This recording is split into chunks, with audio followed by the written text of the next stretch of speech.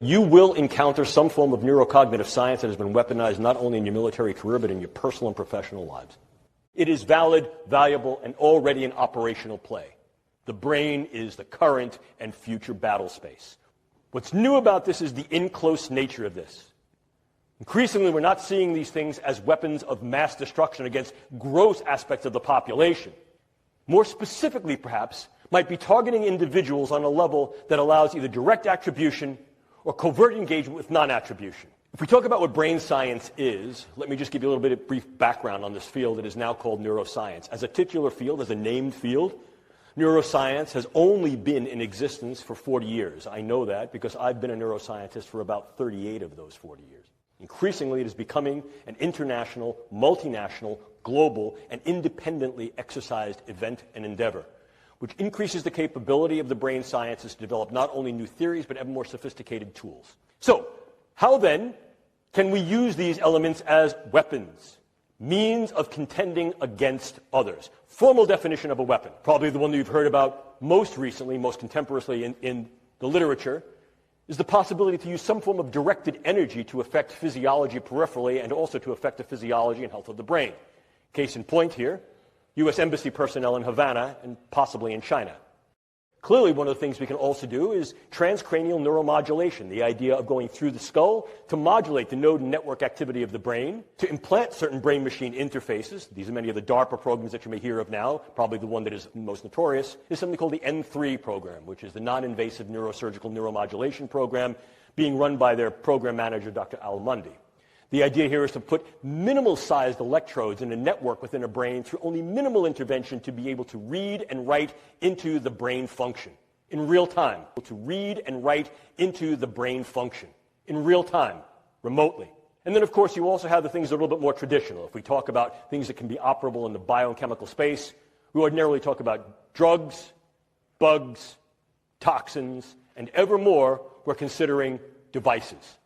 I can disrupt an individual from the level of their cell to their system and disrupt individuals on a variety of levels, from individuals all the way up to the social fabric. From individuals all the way up to the social fabric. Target a specific individual, change or eliminate that individual with very little attribution and trace, change or eliminate that individual with very little attribution and trace, and be able to leave prior to any attribution.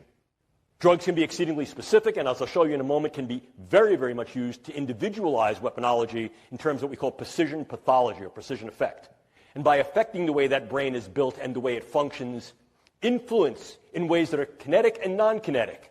The attitudes, beliefs, thoughts, emotions, activities. Look at the power that understanding tools and techniques of the brain sciences afford. We also see the use of biodata as a viable weapon, manipulating biodata so that I can then put into your particular medical records subtle information that may change the disposition of whether you're sick or not, change how you're treated, influence the postures that go to you in terms of insurance, care, viability for military service. By altering that information, by changing those data, by purloining those data, I essentially change the you of you. And I can do that in very subtle and insidious ways. Furthermore, I can do that on a variety of different levels that can affect key individuals so that, in fact, your medical record changes to thereby render you incapable or at least invalid to be able to serve in a way you're serving. Or I can do that on a much larger scale, groups, populations. And if I change those data, I change the way you're being regarded and treated. And I can do that in one of two ways. I can do it in such a way that you're going to be regarded in a negative sense, or I can do that in such a way that I'm going to treat you incorrectly. If I say, for example, you have a particular allergy or you have a particular disorder, you will be treated for that, and that could then harm your health and your stability in both a short wars approach as well as a long wars approach. One of the newest developments is that nanoparticulate matter can be stabilized for distribution.